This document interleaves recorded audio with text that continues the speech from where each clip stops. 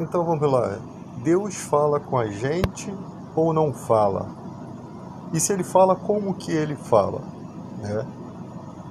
Eu creio que cada pessoa tem experiências diversas. Né? Nós podemos perceber que a própria maneira que Jesus curava, ou seja, a própria experiência de cada pessoa era diferente. Né? Teve uma pessoa que Jesus tirou da aldeia e curou ela fora, mandou ela não voltar para a aldeia. Teve um homem que Jesus passou saliva, né, cuspe, fez terra e passou no olho, mandou ele se lavar num tanque, chamado Siloé. Teve um outro que Jesus ora e o cara recobra parcialmente a visão, começa a ver os homens como árvore. Jesus vê alguma coisa, veja os homens como árvore. Aí Jesus novamente vai lá e a coisa volta tudo ao normal, ou seja, se você um dia orar e alguma coisa acontecer, o cara é cego, não enxerga nada, ou o cara não anda nada, do nada o cara começa a andar um pouco, andar um pouquinho, e o cara que é cego começa a enxergar um pouquinho, a cura não fica pela metade. Então você continua orando até que tudo seja recobrado, porque Deus é perfeito. Aquele que pode fazer aquele pouquinho pode fazer mais. Né? Então são ensinamentos que a gente vai tentando deduzir o porquê que as coisas são feitas de forma diferente. Né? É porque Deus tem maneiras diferentes de tratar com cada pessoa. Nas poucas vezes que eu lembro, né, que Deus falou comigo de alguma forma, foi sempre sem palavras. Né?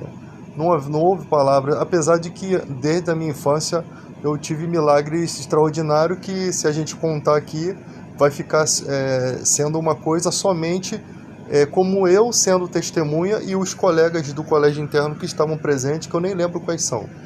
Mas eu caí de um caminhão, né, e eu consegui tirar uma pasta que eu tinha das costas no momento em que eu estava ainda no ar. Parece Superman mesmo a história, hein? Essa daí é dos absurdos. Com aproximadamente, não sei se eram os 9 anos, ou mais, ou menos, ou mais, não sei. E ali na estrada de barro ali de Miguel Pereira, eu caí do caminhão, que o cara acelerou o caminhão, aquela poeirada na cara, eu tive que soltar. Eu consegui virar a pasta, as pontas dos meus 2 quichutes foram no chão e a pasta na frente, e eu não sofri nenhum arranhão. Não me machuquei nada. Quando eu levantei da estrada, que a gente saiu, ainda veio um Fusca em alta velocidade, que a gente conhecia o dono, que era um Fusca vermelho, só esse cara tinha, e ele não tinha freio, né? E o cara passou voado e quase atropelou todo mundo. Então, isso daí foi uma coisa que eu vi o sobrenatural. Agora, existiu houve uma vez que Deus falou comigo de uma forma, e hoje em dia que eu compreendo todas as informações que haviam naquele milagre ali, que às vezes a gente esquece. Não vou relatar o que foi, mas eu estava com uma dificuldade em algo e aquilo estava me perturbando, né? E ali o que eu fiz? Eu falei assim, cara, eu vou fazer a mesma coisa que eu faço, minha devocional, vou sentar no portão, o sol estava batendo, vou ler minhas escrituras e tá na mão de Deus isso aí. Quando eu sentei para poder fazer a leitura, a primeira coisa que eu abro sempre a Bíblia assim, no Novo Testamento e tal, mas eu abri de qualquer maneira, né? E aí eu vou folheando, vou lendo um pouquinho e daqui a pouco vai me dando aquela vontade de ler algumas coisas diferenciadas, vai vindo aquela criatividade. Sempre foi dessa forma. Eu não leio textos específicos, só de vez em quando eu quero descobrir alguma coisa ou raciocinar sobre alguma mensagem, né? Alguma discrepância de ideia. E ali eu comecei a ler, primeiro texto que eu li, lance sobre mim todas as suas ansiedades, porque eu tenho cuidado de vós. Quando eu li essa palavra, instantaneamente eu lembrei de uma coisa que sanou a minha resposta daquilo que eu precisava, que de fato acabou com toda a minha preocupação. Parece que Deus, hoje, nesse exato momento que eu estava raciocinando sobre isso, eu entendi que parece que Deus falou assim, pelo fato de você ter feito um princípio de fé, você descobriu a forma da fé. Você fez uma coisa e você recebeu a resposta por isso que você fez. E o que eu fiz? Eu tinha lançado sobre o Senhor as minhas ansiedades. Antes de ler o texto, eu já tinha feito isso. E eu não tinha pensado nessa situação. Ou seja, antes de eu ter a resposta de Deus, eu ativei a fé. e Deus me deu a resposta. Da mesma forma que Jesus falou para aquela mulher do fluxo, a tua fé te salvou. Quando ela colocou no coração dela tocar, né, na aula das vestes de Jesus, ele deu a resposta. Ou seja, agora eu entendo que quando você ativa a fé, a resposta para aquilo que você fez, se era fé ou se era superstição, se era sorte, você vai saber se foi fé quando Deus te deu a resposta sobre aquilo. Que de fato você acendeu a fé. E por que Deus fez dessa forma? Por que Ele deixou passar por esse processo? Porque eu precisava entender algo. Eu lembro que a partir daquele dia, eu nunca mais via as escrituras. Eu já tinha muita fé, né? Mas eu não tinha ainda experiência. Eu nunca mais consegui ler um texto como, por exemplo, que eu usei muitas vezes a fé nisso. Um texto para quem às vezes está desempregado, por exemplo. É aquele texto que diz assim: olha as aves do céu, elas não plantam, elas não colhem em celeiro, mas todavia Deus, o Pai as tem alimentado. Não vale mais vocês do que as aves? Olha, eu preguei isso ontem. Olha as flores, as plantações, as plantas. Se Deus veste elas assim, de beleza, né? De magnitude, de várias plantas, várias flores belíssimas, né? Você coloca a flor no ambiente, transforma todo o ambiente. Se Deus veste ela assim, para que o sol no outro dia vai queimar ela, ou seja, por um momento Deus prepara toda aquela vestidura dela, será que vale menos? Ela vale mais do que os seres humanos que têm sentimentos, que precisam sustentar suas famílias? Aí Jesus fala assim, que Deus sabe as coisas que a gente necessita, antes mesmo da gente pedir, Deus sabe as nossas necessidades. Então, o que Jesus está falando? Ele está falando uma palavra, um oráculo de fé, que muita gente não vai conseguir atingir isso. Por quê? Porque se você atribuir essas palavras a outros ensinamentos de Jesus, ele está sempre falando de fé. É sempre o mesmo assunto. Ele martela, é tão simples que parece ser uma coisa tão idiota. É tão simples crer. Sabe por quê? Mas o crer vai necessitar de você levar essa fé até o final. E Deus sabe no teu coração se você vai retroceder quanto àquilo que você crê. Se você de fato está lançando as suas ansiedades sobre ele, ou se você ainda está dando poderes a outro ser. Quando Davi fala, eleva os meus olhos para os montes, de onde virá o socorro? O meu socorro vem do Senhor que fez o céu e a terra. Ou seja, colocar a sua dependência em alguém que você acredita é fé. E você acredita que ele é o criador de todas as coisas. Ou seja, não há uma forma de você aplicar a sua fé e não ter uma resposta. Só que a gente não pode exigir que Deus dê resposta no tempo que a gente quer, e nem às vezes tem resposta. Parece que as coisas não fluem, porque Deus é soberano. As respostas não vêm como a gente quer, no momento que a gente quer, mas elas vêm. A gente tem que entender que nessa vida as pessoas têm um prazo de validade, né? As pessoas têm um tempo determinado de vida e que Deus não vai interferir nisso se houver um propósito que a gente desconhece, cara. Entendeu? Você olha, cara, o cara morreu ali, era uma criança. E se aquela criança virasse o bigodinho no futuro? Entendeu? Olha a maldade que ia fazer com a humanidade. A gente não conhece todas as rotas do destino. Deus conhece todas as rotas do destino. Não estou dizendo que isso vai acontecer. Eu estou dizendo que aqui no mundo há muito sofrimento e não há garantia de que tudo vai ser uma maravilha. Não tem essa garantia no Evangelho. Não tem, porque os próprios cristãos foram lançados na cova dos leões, lá no Coliseu, né, criado pelo Tito Vespasiano.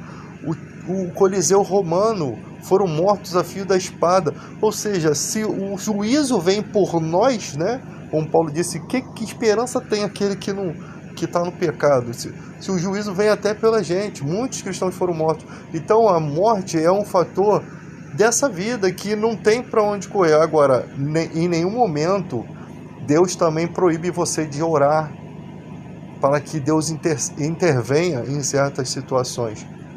Porque Deus pode intervir e mudar aquela circunstância. E se existe uma possibilidade, é nessa possibilidade que a gente tem que colocar a nossa fé. Se existe uma chance, o médico está desenganando, tem 1%, 0, se existe, não existe uma chance, não existe humanamente falando, o Deus é o Deus dos impossíveis. Jesus Cristo é o mesmo ontem, hoje e eternamente. É o Deus que curou, né? Jesus Cristo, Deus Filho, que curou leprosos, que curou cegos de nascença, ou seja, nunca na história do universo tem esse tipo de coisa. Então, se ele é o mesmo ontem, hoje e eternamente, nós não podemos se esquecer de que a gente está colocando a esperança em uma possibilidade, né? Agora, dizer que vai acontecer não é assim que funciona, né? Não é assim que funciona.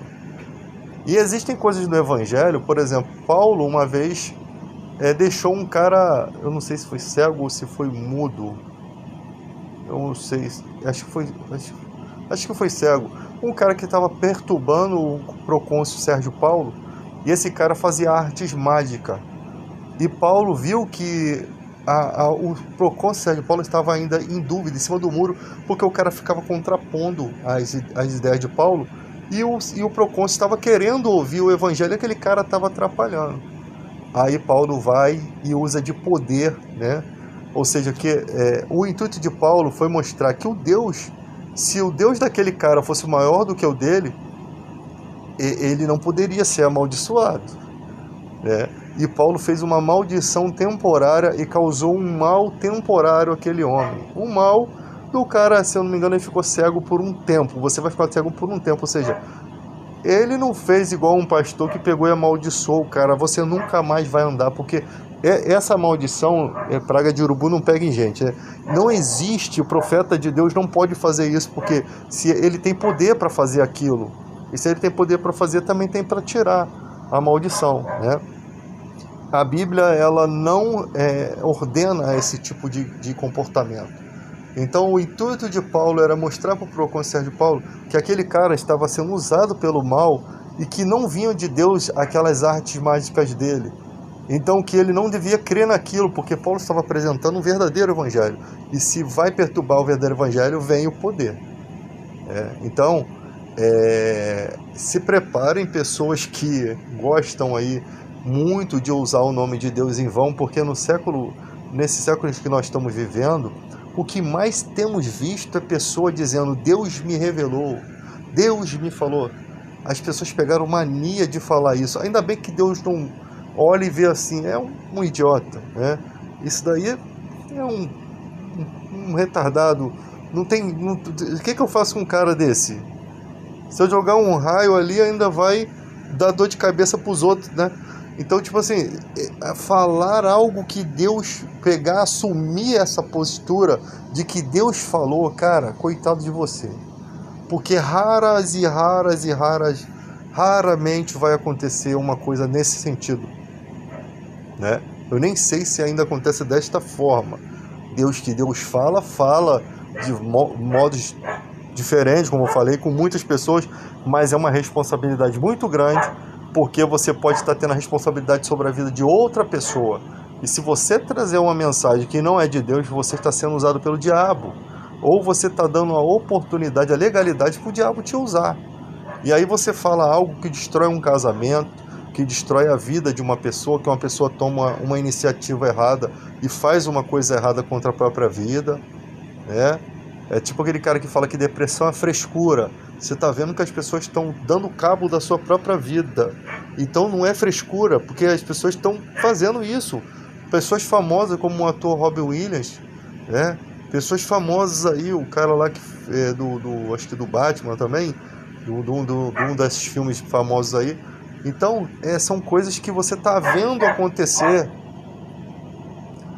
Então a fé é uma coisa que uma vez que você experimenta, jamais você esquece, jamais você teria a coragem de dizer que Deus não falou ou que você não conhece a Jesus. Esse papo do cara falar que não, eu já fui da igreja, eu conhecia Jesus. Como é que você conhece uma pessoa, mesmo que não vendo, né, mas você interage espiritualmente com ela, e depois você nega tudo isso. Não faz sentido, você está sendo um mentiroso.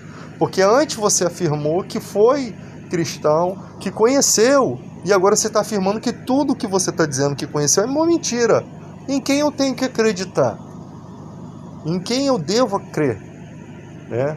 Então eu não posso chegar e falar também para as pessoas que o que você está falando não é de Deus, porque cada pessoa teve o seu particular.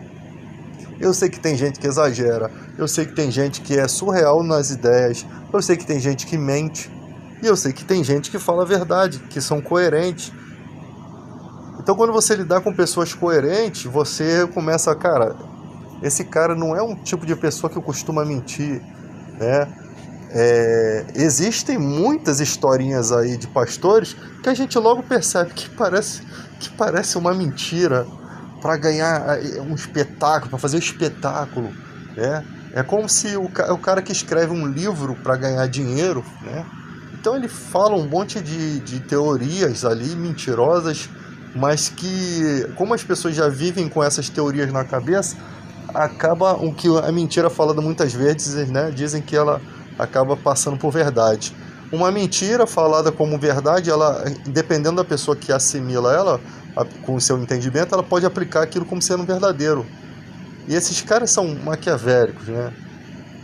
Então, para ganhar dinheiro, muita gente faz. Dessas pessoas, Deus se oculta. Sabia? Que dessas pessoas, a pessoa pode ser professor, ela pode entender grego, hebraico e tal, mas a essência da fé é negada a ela porque o coração dela é tenebroso. Porque se ela não vai fazer bom uso do evangelho. Assim como na fé teve muita gente que praticava a arte do engano, como ele faz, né, ele mais, sei lá, um mágico da época que fazia truques. Ele podia dizer que era truque, mas ele passava como um mágico, ele aprendeu as formas. Imagina esses caras que fazem ilusionismo hoje, que são mágicos, que quando o Mr. M mostra lá, você vê que é uma bobeira, né? Mas que os caras conseguem iludir, né, com a velocidade, são dons que a pessoa tem de fazer as coisas tão rápida que o seu olho não percebe, né? Ou está ocultado a coisa ali. Então imagina esses caras com algumas técnicas, deviam ser umas mágicas bobinhas, daquela de tirar o dedo, né? Mas que aquilo, para uma pessoa leiga, passava como uma coisa absurda, surreal. Então os caras se endeusavam com esse tipo de mágica, né? Como se eles fossem alguma coisa. E ali, quando viram de Pedro, quando viram o Felipe fazendo milagres de verdade, o cara que entende de ilusionismo, ele, cara, eu sei que isso aqui não é truque, mano. Porque eu sou o cara do truque, como é que eu não ia saber? E o cara viu a verdade do evangelho, tá? E depois, aí eu não sei porque, ele viu Pedro batizando com o Espírito Santo e aquilo lhe agradou muito. E ele tentou comprar o dom de Pedro. E aí, se é um pastor de hoje, filhão, me dá aí R$50, né? Me bota aí num trabalho aí, bom aí, que eu te passo o dom. Mas Pedro não era... Pedro é aquele cara que não tinha ouro nem prata, mas tinha poder, né? Ele não era um cara ligado a questões materiais, porque não havia necessidade. Quando o cara chega a um ponto de ter conhecido a Jesus, de tudo que passou, você acha que dinheiro mesmo vai importar para esse cara? Um cara que está abrindo mão da sua vida, do convívio da sua esposa, para estar pregando o evangelho, para estar sendo ameaçado, sendo preso, até mordi a língua aqui, sendo passando a noite toda dormindo algemado para no outro dia ser enforcado, e sabendo que não seria enforcado, porque Jesus já tinha falado que ele morreria crucificado, né? E velho, né? Então, o cara que tava nem aí para aquilo ali, porque o cara tá num estado espiritual tão grande que não tem recursos, não tem pessoas, não tem reis, não tem nada que possa comprar a sua fé, a sua missão, as suas indagações, né? O seu propósito, não tem nada que podia mudar aquilo. E aí esse cara, Pedro fala, cara, ore porque você está em um laço de amargura. Você achar que isso aqui que você está vendo, poderoso, pode ser comprado com dinheiro, mano, esse ministério não é para você. E tem gente assim, que vê o evangelho como uma fonte de riqueza. Esse ministério não é para você.